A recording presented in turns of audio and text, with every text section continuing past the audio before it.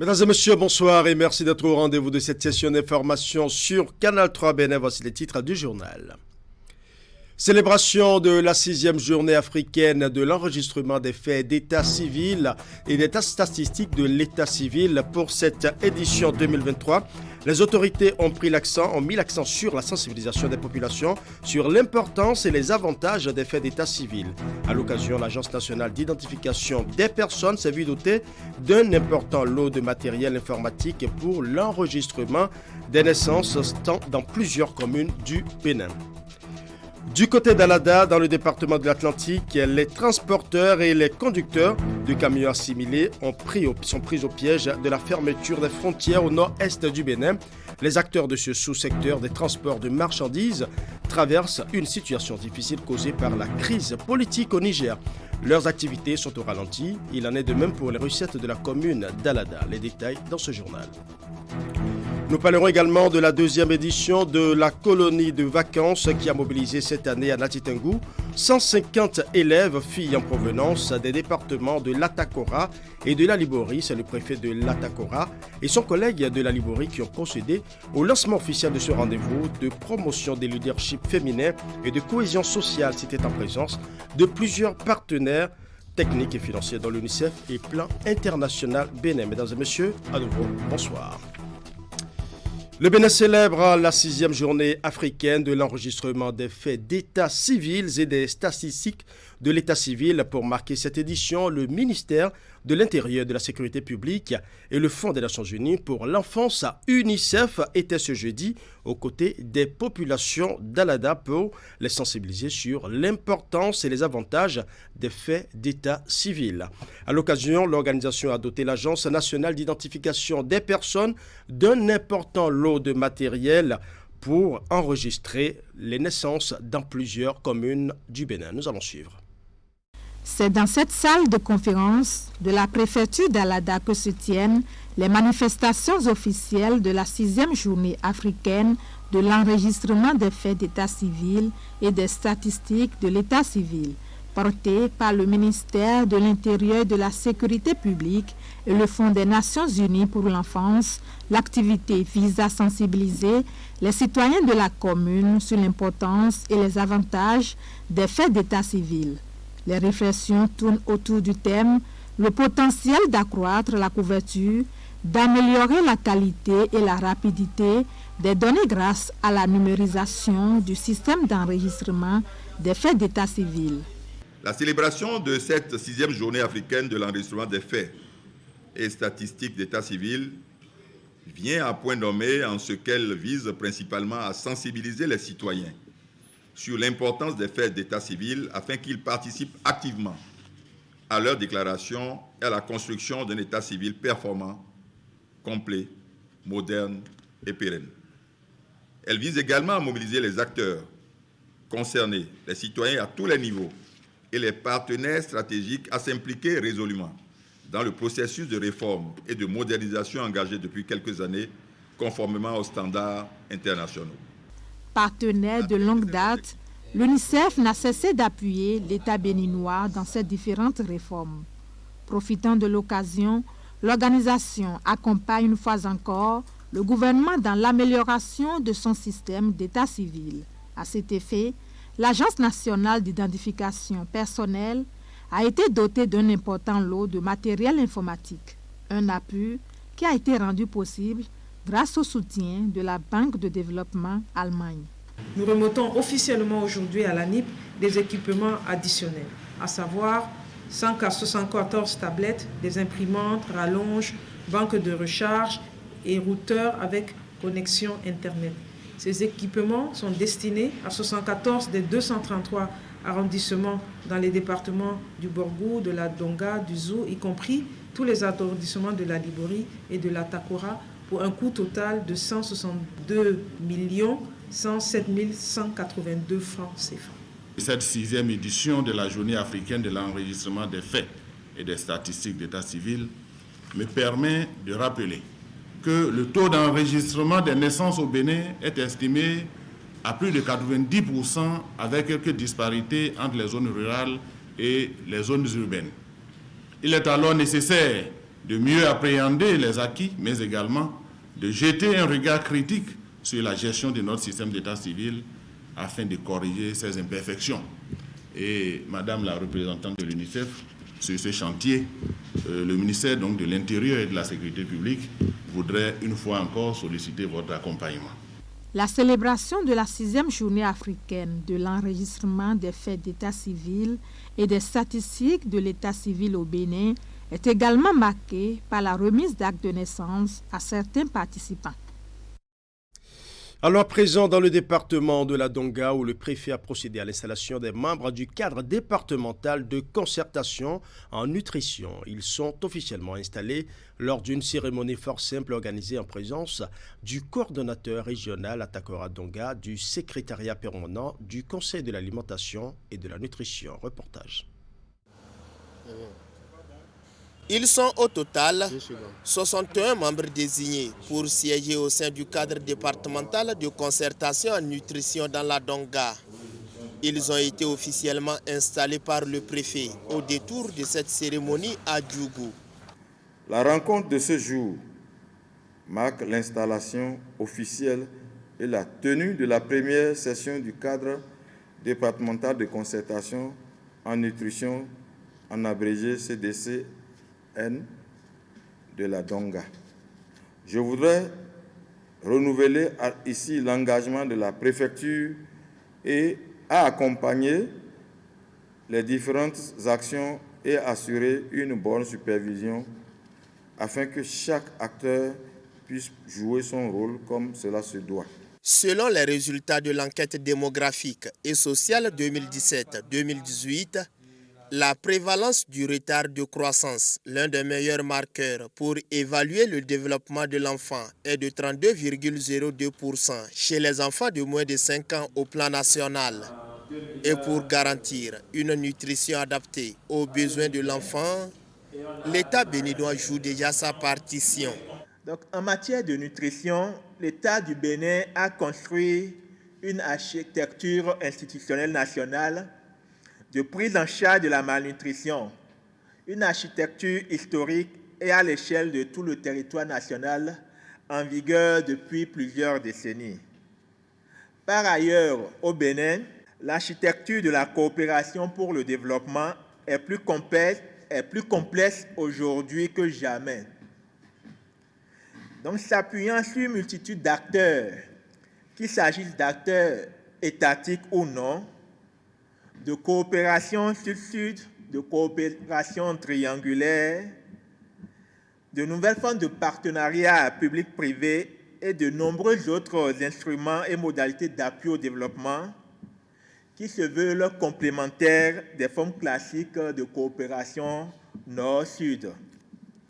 Le projet de nutrition et de développement de la petite enfance, mis en œuvre par le Conseil de l'alimentation et la nutrition, a déjà à son compteur de grandes réalisations qui forcent l'admiration dans la Donga.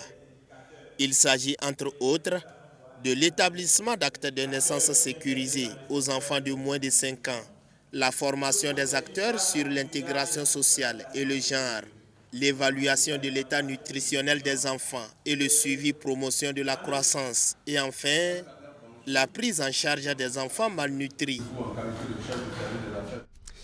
Du côté d'Alada, dans le département de l'Atlantique, les transporteurs et les conducteurs de camions et assimilés sont pris dans le piège de la fermeture des frontières. Les acteurs de ce sous-secteur des transports de marchandises traversent une situation difficile causée par la crise politique au Niger.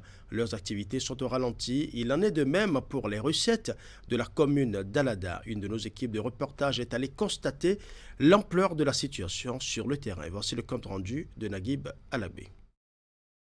À Alada, tout est à l'arrêt. Conséquence de la crise au Niger, le sous-secteur du transport terrestre des marchandises est depuis dans le dur. Sur place, ils sont plusieurs dizaines, dont les camions chargés ou non sont immobilisés, les obligeant à séjourner plus longtemps que prévu, dans des conditions on ne peut plus difficiles. Il y a plus de 400 camions déjà chargés et qui sont bloqués à l'intérieur du port sec. tandis que ceux qui sont en attente d'un chargement sont beaucoup plus nombreux. C'est très difficile de pouvoir se nourrir dans ces conditions. Franchement, la situation que nous vivons à Alada ici, c'est pas du tout bon. Et nous vivons ici pour manger, c'est deux problèmes. Pour boire de l'eau, c'est deux problèmes. Le point sec d'Alada, n'oubliez pas, monsieur le journaliste, c'est pas dans la ville, c'est hors de la ville. Va vouloir nous... C'est à quand la fin de ces choses? C'est ce que nous demandons. La fin est l'appel de tous leurs vœux. En attendant, les jours qui passent en rajoutent à leur inquiétude, liée notamment aux avaries. Toutes les marchandises, le riz, farine bleue, les spaghettis, consorts, tout a commencé par gâter. Même quand vous allez là-bas, là où vous allez décharger les bagages, même des cartons mouillés, vous allez les payer. Imaginez ces genres de trucs, de ces pètes-là, qui va les payer aux transporteurs? Du côté des transporteurs, la situation est la même. La crise génère pour l'ensemble du secteur et même au-delà d'énormes manques à gagner. Et le transporteur au jour d'aujourd'hui ne sait plus là où mettre la tête. Après, vous êtes venu aujourd'hui au garage, vous avez vu, tous les camions sont là, à part quelques-uns qui sont partis. Il y en a à Alada qui sont en train de charger et du coup, la situation les a bloqués. Pas de sortie, pas d'entrée, pas de sortie. Et ceux qui sont en route pour Malanville ayant déjà reçu sa dose, le parc gros porteur est vraiment plein. Les camions sont jusqu'à Kandi, donc ça ne bouge pas. Ceux qui sont allés au Niger, ils ont déchargé sur leur chemin de retour, ça ne bouge pas. Ceux qui sont allés à Bamako sur leur chemin de retour à Bamako, il faut forcément l'escorte. Les transporteurs sont à la peine et la ville aussi. L'économie locale, tributaire en partie de cette activité, tourne au ralenti. Et je pensais que sa présence nous apporte beaucoup pour le budget communal. Donc du coup, quand il y a cessation d'activité, du fait des problèmes que nous connaissons, forcément, il y a un impact négatif sur les recettes. Voilà, donc ça c'est par rapport aux recettes communales. Mais du point de vue économie locale, vous voyez, nous avons les transporteurs, les chauffeurs. Quand tout est en activité, tout bouge. Même la bonne dame qui vend la cassa, il vend. Et celui qui vend des crédits également, il fait ses affaires. Donc tout ça que là, tout le monde nous sommes là. C'est une difficulté pour nous, pour la mairie et également pour nos populations. Les regards sont tournés vers Abuja, où les chefs d'État et de gouvernement se réunissent une nouvelle fois, ce jeudi, pour se pencher sur la crise au Niger. En attendant, ce ne sont pas que les transporteurs qui croisent les doigts. Un autre secteur qui subit aussi les affres de la fermeture des frontières Bénin-Niger, c'est le marché d'Antokba à Cotonou. Depuis plusieurs semaines, commerçants et consommateurs se plaignent de la flambée des prix de l'oignon et des épices. Une situation qui, selon eux, est due à la crise qui secoue le Niger, principale source d'approvisionnement de ces produits. Voici le calvaire des vendeurs et revendeurs d'épices à Antokba. Reportage. D'ailleurs, il y a mes pieds bien cambiés, Difficile pour cette revendeuse d'oignons de s'approvisionner ici à Maouli. Nous sommes en plein cœur du marché d'Antokba. Elle qui d'habitude achète des sacs d'oignons se voit aujourd'hui dans l'obligation de prendre un demi-sac. La cause évoquée par ces vendeurs et revendeurs, la flambée des prix de l'oignon depuis la source d'approvisionnement. L'oignon actuellement c'est cher. L'oignon s'est augmenté à 55 000 maintenant au Bénin. Or, avant c'était à 35 000, 30 000, 28 000, 25 000. Donc il n'y a pas les clients comme ça. Au dit de ces vendeurs de sacs d'oignons, en gros, la hausse des prix de l'oignon date de plus de 2 semaines. Elle serait due à la crise politique que traverse le Niger, leur principale source d'approvisionnement. Malgré son abondance sur le marché, les consommateurs ne l'achètent plus à cause des prix très élevés. Les problèmes de frontières, là, c'est ça qui a augmenté les prix. Parce que comme il y a un coup d'État au Niger et la frontière était bloquée, l'État n'a qu'à prendre les précautions pour que ceux du Niger et du Bénin n'ont qu'à avoir un lien pour que l'oignon passe. Parce que le Bénin va s'ouvrir. Si ce n'est pas libéré là, nous tous qui sont dans le pays là, on va trouver le problème. Un peu plus loin de ces étalages d'oignons se trouvent des sacs d'ail et de piments rouges. Ici aussi, le constat reste le même. Tout comme l'oignon, ces épices ne sont pas épargnées des affres de la crise politique qui secoue le Niger. On vend ça 35 000, prix l'a augmenté, maintenant il est venu jusqu'à 45 000. L'ail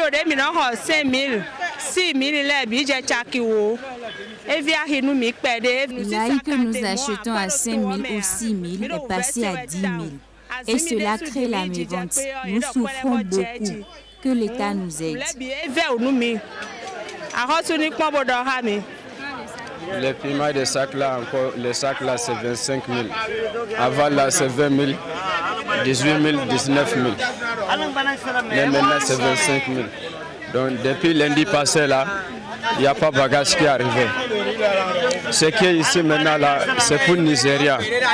En attendant le dénouement de la situation, qu'ils espèrent pour très bientôt, le calvaire continue aussi bien dans le rang des vendeurs que des consommateurs. D'un marché à un autre, nous allons à présent au quartier Didier dans le 6e arrondissement de Cotonou pour faire un zoom sur le nouveau marché de poissons installé depuis quelques mois. Les vendeuses de ce petit marché situé au bord de la lagune sont confrontées à bon nombre de difficultés qu'elles exposent dans ce reportage signé Esther Tofa. Elles viennent de Soava, Sozunko, Agégué et Ganvier pour vendre leurs poissons au bord de cette lagune. Installées sous des abris de fortune depuis plusieurs mois, ces vendeuses de poissons se plaignent de leurs conditions, surtout en période de pluie. Nous souffrons énormément. On n'a pas de hangar dans ce marché. Quand il pleut, c'est sur nos têtes, ça tombe. Aucun emplacement n'a été aménagé pour nous. Nous n'avons pas trouvé où nous asseoir pour vendre. Nous souffrons vraiment.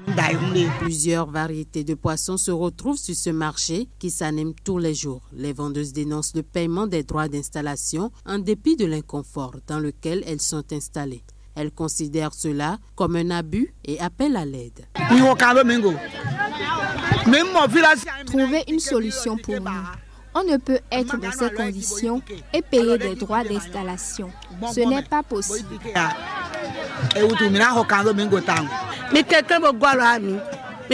S'il vous plaît, aidez-nous. Nous avons de grandes et belles voies partout. Mais nous, on est nés dans l'eau. Donc, on ne peut que faire des activités lacustres. Les carpes, les fruitins, la sole et surtout le tilapia sont quelques variétés de poissons proposées par ces vendeuses du marché de poissons de Didier. Elles lancent cet appel afin de pouvoir continuer à exercer leur activité dans de meilleures conditions. Morosité économique au Bénin. Pour mieux gagner leur vie et subvenir à leurs besoins, certains salariés sont contraints de rattacher d'autres cordes à leur arc. La conduite d'un taxi-moto fait partie des nobles métiers qu'ils exercent et c'est le cas de Euphrem Maoulink-Montor, un agent de sécurité, mais également Zémidian. Nous allons ensemble découvrir le quotidien de cet homme à la double casquette professionnelle et les raisons de son choix. Il est 19h, heure de sortie de Euphrem, un agent de sécurité dans une structure de la place.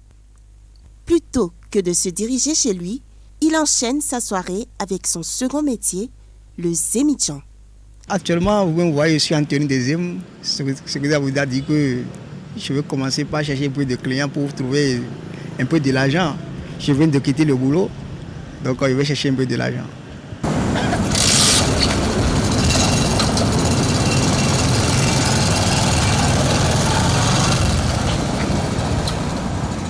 Je travaille de 7h à 19h en tant qu'agent de sécurité par jour. Donc c'est à ma descente que j'exerce l'activité de Zém. Donc je fais ça à partir de... C'est-à-dire à ma sortie de 19h, je le fais jusqu'à 22h, 23h. Je rentre à la maison pour pouvoir me reposer un peu. Comme déjà il y a une activité principale qui est là, parce qu'après tout, l'activité principale, c'est la sécurité, vous voyez. Donc, l'activité principale, c'est juste trouver un peu de fonds pour pouvoir subvenir les besoins avant la fin du mois. Ouais.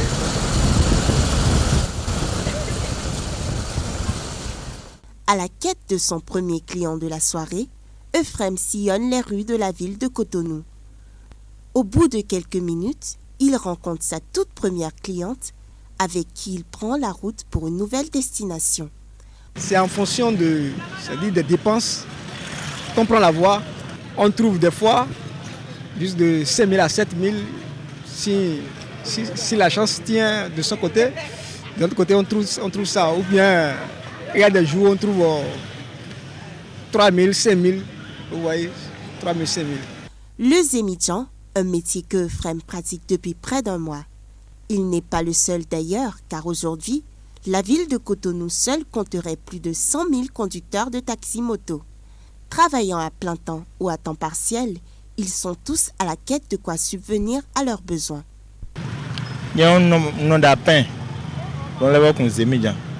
Je suis boulanger et conducteur de taxi-moto.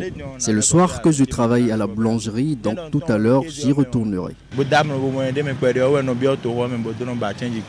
C'est surtout en journée que j'enfile ma tenue de zem pour gagner de quoi nourrir ma petite famille.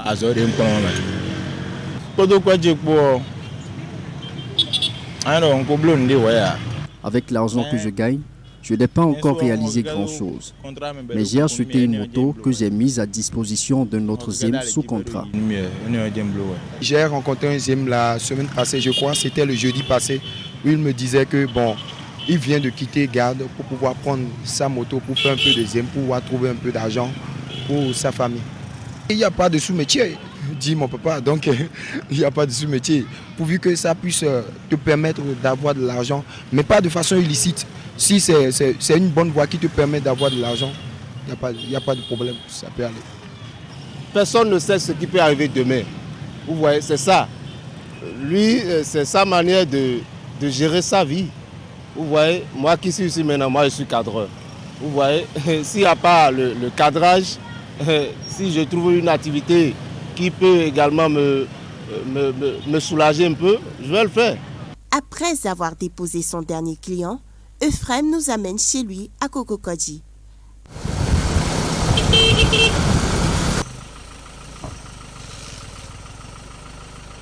Assis dans la cour de sa maison, nous découvrons davantage la vie de ce dernier. Après les études, je menais des activités dans la vie entrepreneuriale. Je fais à peu près dans les agroalimentaires, cosmétiques. Je me suis lancé dedans. Ça ne tenait pas du tout bon. Je me suis rendu compte que il me faut que je travaille. J'ai commencé la sécurité. Au finish, ça ne tient pas encore le coup. Oui, ça ne tient pas le coup. Donc c'est de là que j'ai commencé aussi à conduire pour pouvoir jeûner encore les deux bouts. Aujourd'hui, avec ZEM, ça me permet de rembourser mes dettes, vous voyez, de ma chute. Vous voyez, mes dettes de ma chute, et de faire aussi des économies pour pouvoir reconstruire encore l'entreprise. Mais quand on parle de métier de ZEM, pour quelqu'un qui a fait les études, vu que vous avez mentionné que vous avez fait les études, est-ce que votre entourage vous a jugé aussi pour avoir fait cela, ou est-ce qu'ils ne sont pas du tout au courant? On ne fait pas, c'est-à-dire un métier, c'est-à-dire parlons aussi des métiers de ZEM pour dire je vais annoncer à mes entourages que je suis en train de faire. Non, si quelqu'un te voit en tant que ZEM, c'est toi seul qui atteins ces objectifs. Vous voyez? Et la seule prière que tu dois faire, c'est pour les atteindre. On ne compte pas sur quelqu'un. On choisit le métier de ZEM par soi-même. Il n'y a aucune honte à être ZEM, n'est-ce pas? Non, pourquoi avoir de honte? Pourquoi avoir de honte? Ce n'est pas le vol. Conduire ZEM, ce n'est pas un crime. L'État ne condamne pas ça. Vous voyez, l'État ne condamne pas ça. Et ces deux métiers à la fois, ce n'est pas de la joie. Ce n'est pas de la joie. Sincèrement, ce n'est pas de la joie. Il faut du sacrifice. Et ce sacrifice, il faut que ça soit pour étant donné. Moi, ma vision, c'est d'être entrepreneur, ouais, dans mon domaine, ouais, des agroalimentaires, cosmétiques, aussi la femme. Vous voyez, c'est mon idée. Et je ne peux jamais abandonner cela.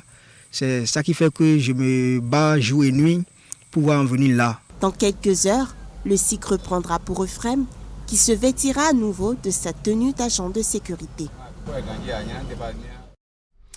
Je l'ai annoncé en début d'édition, initié pour la toute première fois en 2019 par le préfet de l'Atakora. La deuxième édition de la colonie de vacances a mobilisé cette année à Natitingou 150 élèves filles en provenance des départements de l'Atakora et de l'Alibori. C'est le préfet de l'Atakora et son collègue de l'Alibori qui ont procédé au lancement officiel de ce rendez-vous de promotion du leadership féminin et de cohésion sociale. C'était en présence de plusieurs partenaires techniques et financiers dont l'UNICEF et Plan International. Nous allons suivre. Ces jeunes filles, dont l'âge varie entre 13 et 16 ans, sont toutes issues de familles vulnérables des départements de l'Atakora et de l'Alibori. Parmi elles, celles vivant avec un handicap, d'autres proviennent des localités frontalières et donc vulnérables à l'extrémisme violent. Sur initiative conjointe des préfets de l'Atakora et de l'Alibori ainsi que l'association Les Championnes, elles se retrouvent à Natitingou pour la deuxième édition des colonies de vacances.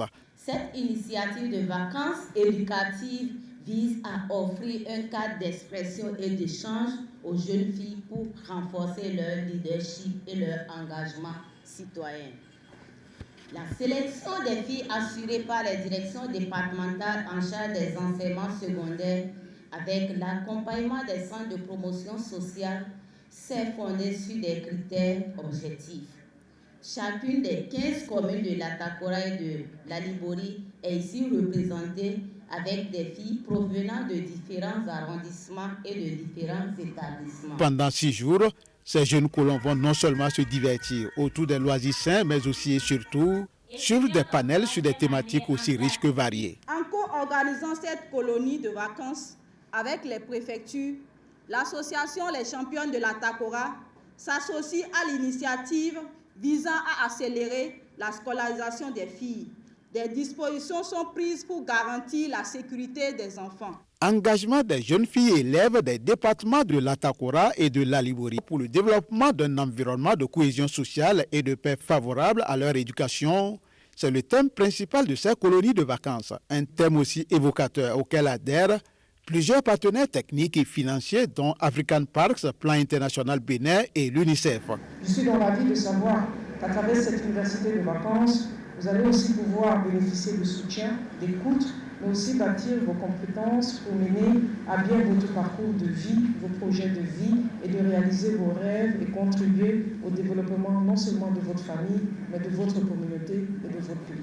Il est important que vous puissiez croire en vous, il est important que vous puissiez croire au potentiel que vous avez pour vous-même et pour votre société. Offrir un cadre d'expression et d'échange aux filles pour renforcer leur leadership et leur engagement citoyen, tel est le challenge de ce rendez-vous de Natitingou. Voilà, ce sera tout pour ce journal. Merci pour votre aimable attention. Bonne suite des programmes en compagnie de Canal 3 Bénin.